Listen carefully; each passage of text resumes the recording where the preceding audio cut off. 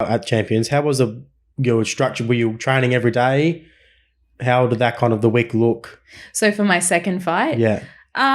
Did you go into fight camp, or was it just kind of you continue just training like normal? Yeah, no. Just harder days? Yeah. So we've got fight camp. So that's usually like a 7-week window. But for me, it was different because obviously having to lose the weight was hard as well. So yeah, like your training definitely amps up. And you have to be more aware of your recovery. Obviously, with your weight cut, you have to start thinking about that, and that plays a part.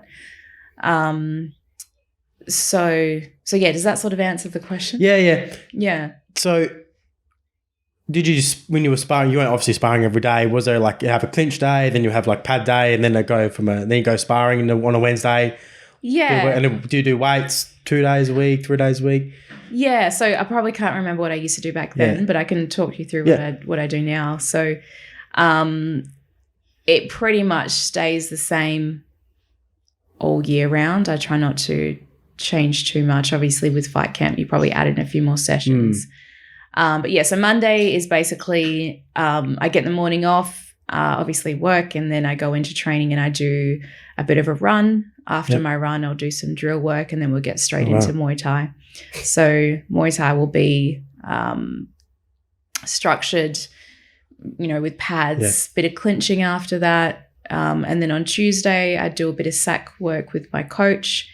And then in the evening, usually some drill work, so same sort of drills, and then straight into Muay Thai. So Tuesdays is sparring.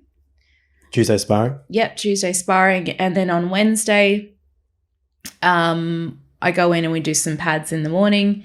And then in the afternoon, we've got this session which is called grit. So you can imagine what it is. It's basically just getting murdered for 45 minutes. So you think air bikes, sprints, just everything sort of that's going to build your lactic threshold and make sure that you've got the fitness. In those grit sessions, do you incorporate any Muay Thai aspects like just hard clinching rounds, or just purely pure grit?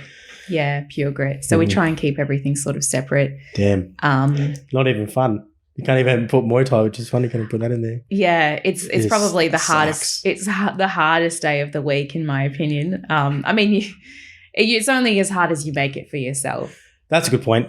Yeah, it's all about how you perceive, how you go into it with your mind, isn't it? And the coaches are really great.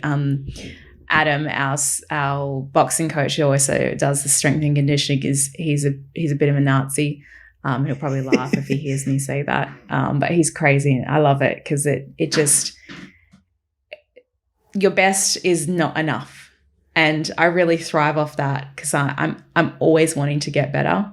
And he really pushes you. So he might tell you that you're not good enough, but that he loves you and he thinks that you're awesome. So yeah, that's my Wednesday. And then on Thursday, I do my sack session again. So Bodhi will tell me what I'm doing on that day for sack. And then I'll go in the afternoon, do my run, do some drills, and then jump into Muay Thai. So that's usually pads again. Friday, I do a bit of Muay Thai during the day. And then Saturday, go for a bit of a run and sparring. Yeah, right. And that's pretty much my week. It's a lot. It is. It is a lot. What I like talking to individual sport athletes as well, the most why I like to talk to them is because you are almost responsible for every aspect of your training, more than someone who's like a team sport where you kind of roll up in a team. There's already coaches there. There's, some teams have dietitians and you got your SAC coaches and all this sort of stuff. So there's more responsibility on yourself to kind of know more responsibility for your own results, really. Yeah, to a point. Of course, but I think as an amateur, I probably did a lot of it myself, just because you got to invest a lot of time and a lot of money as well into it. But becoming pro, you do rely on other people a bit more. So I've got my Muay Thai coach, which is Pamon and Jack, and Dylan as well, and then I've got Coach Bodes, and he does all my SAC programming, and he helps me a lot with recovery. he's just a scientist, like, you know, Bodes. He's such an amazing guy. And then I've got my dietitian. So I've had her for my last fight camp and this fight camp as well. So she obviously helps me with my recovery and also my diet. And then obviously I've got people to help me for like I've got my sponsor, EP Bodywork. He helps me out with my recovery as well. Yep. So yeah, like as much as like I just sort of I make the most of the decisions as far as what I do. Yeah. I still get a lot of advice, and I guess people consult me. Yeah, for sure. Yeah.